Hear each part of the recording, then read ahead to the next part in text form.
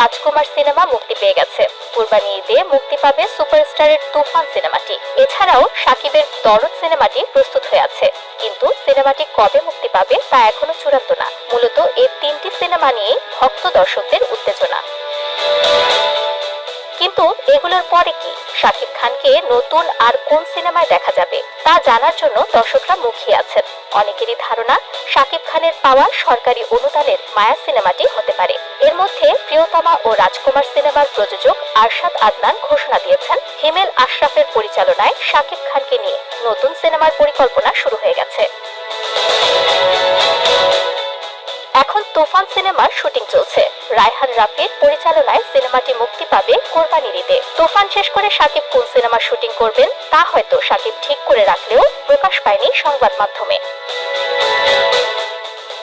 মায়া সিনেমাটি হবে কিনা জানতে চাইলে হিমেল জানান, তিনি বিরতি নিতে চান। তবে আরশাদ আদনান ও শাকিব খান যদি চান তাহলে হয়তো বিরতি না নিয়ে সিনেমার কাজ শুরু করবেন তিনি।